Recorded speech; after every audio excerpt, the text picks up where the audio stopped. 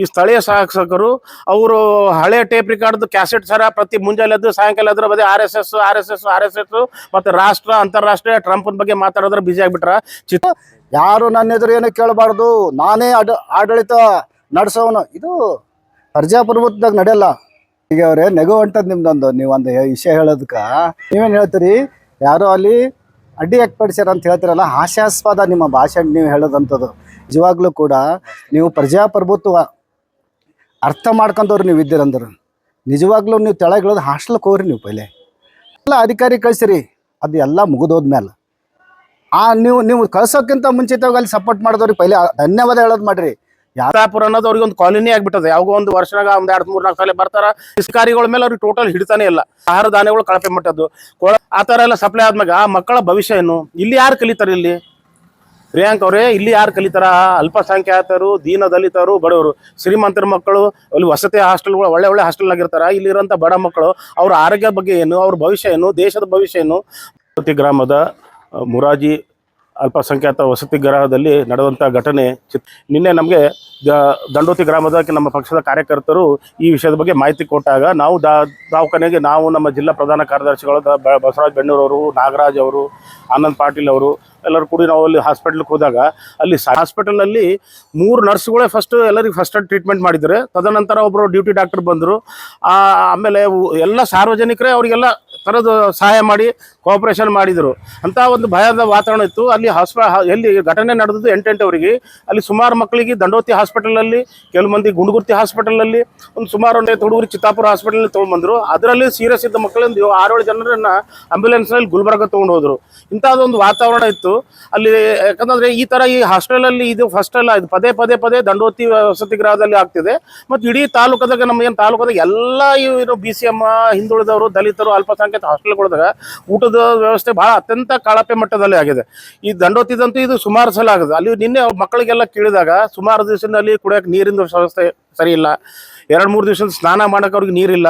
ಮತ್ತು ನಿನ್ಮಾರು ಒಂದು ವಾರದಿಂದ ಅವ್ರಿಗೆ ಒಳ್ಳೆ ಊಟ ಇಲ್ಲ. ಅದು ಯಾವ್ದು ಬರೀ ಅನ್ನ ಸಾರು. ಅದು ಒಂದು ಅಲ್ಲಿ ಸರ್ಕಾರಿ ಹಾಸ್ಟೆಲ್ಗಳದ್ದೊಂದು ಮೆನು ಇರ್ತದೆ. ಅವ್ರಿಗೆ ಊಟದ ಇಂತಿಂಥ ದಿವಸ ಇಂತಿಂಥದ್ದು ಮೊಟ್ಟೆ, ಬಾಳೆಹಣ್ಣು ಈ ಥರ ಕೊಡಬೇಕಂತ ಒಂದು ಸರ್ಕಾರದ ಒಂದು ಗೈಡ್ಲೈನ್ ಅದ. ಆ ಪ್ರಕಾರ ಏನಿಲ್ಲ, ಒಂದು ವಾರದಿಂದ ಅವ್ರಿಗೆ ಬೆಳಿಗ್ಗೆಯಿಂದ ಬರೀ ಅನ್ನ ಸಾರು ಕೊಡ್ತಿದ್ದಾರೆ. ಅಲ್ಲಿ ಅಂತೂ ಅದು ಆರೋ ವಾಟರ್ ಇಲ್ಲ ಅಲ್ಲಿ. ಈ ಸ್ಥಳೀಯ ಶಾಸಕರು ಅವರು ಹಳೆ ಟೇಪ್ ರಿಕಾರ್ಡ್ ಕ್ಯಾಸೆಟ್ ಸರ ಪ್ರತಿ ಮುಂಜಾನೆ ಎದ್ದು ಸಾಯಂಕಾಲ ಎದ್ರ ಬದೇ ಆರ್ ಎಸ್ ಎಸ್ ಮತ್ತೆ ರಾಷ್ಟ್ರ ಅಂತಾರಾಷ್ಟ್ರೀಯ ಟ್ರಂಪ್ ಬಗ್ಗೆ ಮಾತಾಡೋದ್ರ ಬಿಜಿ ಆಗ್ಬಿಟ್ರ. ಚಿತ್ತಾಪುರ ಅನ್ನೋದು ಅವ್ರಿಗೆ ಒಂದು ಕಾಲೋನಿ ಆಗ್ಬಿಟ್ಟದೆ. ಯಾವಾಗ ಒಂದು ವರ್ಷನಾಗ ಒಂದು 2-3-4 ಸಲ ಬರ್ತಾರ. ಈ ಸಮಸ್ಯೆ ಅವ್ರಿಗೆ ಗೊತ್ತಿಲ್ಲ, ಇಲ್ಲಿ ಸಮಸ್ಯೆ ಬಗ್ಗೆ ಅವರಿಗೆ ಯಾವುದೇ ಆಸಕ್ತಿ ಇಲ್ಲ. ಅವ್ರಿಗೆ ಏನಾಗ್ಬಿಟ್ಟದ ಅಂತಂದ್ರೆ ಚಿತ್ತಾಪುರ ಅಂದ್ರೆ ಅದೊಂದು ಯಾವ ಬರೋದು ಹೋಗೋದು. ಇಲ್ಲಿ ಸಮಸ್ಯೆಗಳು ಅಧಿಕಾರಿಗಳ ಮೇಲೆ ಅವ್ರಿಗೆ ಟೋಟಲ್ ಹಿಡಿತಾನೆ ಇಲ್ಲ. ಈ ತರ ಅವ್ರಿಗೆ ಊಟದ ಏನದಂದ್ರೆ ಸಪ್ಲೈ ಮಾಡತ್ತಾರ ಹಾಸ್ಟೆಲ್ಗಳಿಗೆ, ಅತ್ಯಂತ ಕಳಪೆ ಮಟ್ಟದ ಆಹಾರ ಧಾನ್ಯಗಳು ಕಳಪೆ ಮಟ್ಟದ್ದು ಆ ಥರ ಎಲ್ಲ ಸಪ್ಲೈ ಆದ್ಮ್ಯಾಗ ಆ ಮಕ್ಕಳ ಭವಿಷ್ಯ ಏನು? ಇಲ್ಲಿ ಯಾರು ಕಲಿತಾರೆ? ಇಲ್ಲಿ ಪ್ರಿಯಾಂಕ್ ಅವರೇ, ಇಲ್ಲಿ ಯಾರು ಕಲಿತಾರ?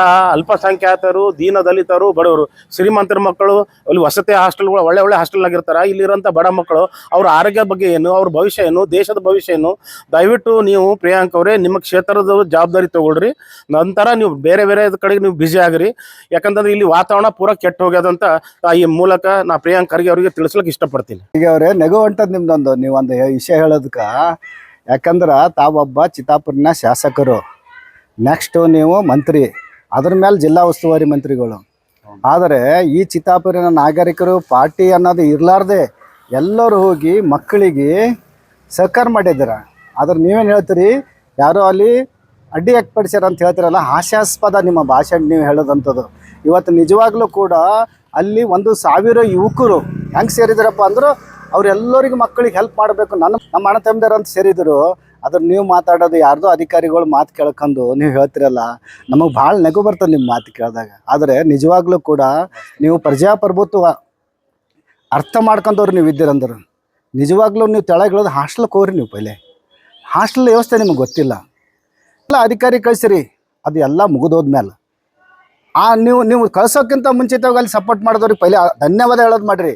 ಯಾರು ಅವ್ರಿಗೆ ಅಭಿನಂದನೆ ಸಲ್ಸೋದು ಬಿಟ್ಟು ದಮನ ಹಾಕ್ಲತ್ತೀರಿ ಅವ್ರಿಗೆ. ಯಾವ ರೀತಿ ಮಾಡ್ಲತ್ತೀರಪ್ಪ ಅಂದ್ರೆ, ಯಾರು ನನ್ನ ಎದುರು ಏನು ಕೇಳಬಾರ್ದು, ನಾನೇ ಆಡಳಿತ ನಡೆಸೋನು, ಇದು ಪ್ರಜಾಪ್ರಭುತ್ವದಾಗ ನಡೆಯಲ್ಲ. ಪ್ರಜಾಪ್ರಭುತ್ವದಾಗ ಅರ್ಥ ಮಾಡ್ಕೊಂಡವ್ರು ನೀವು ಇದ್ದೀರಿ.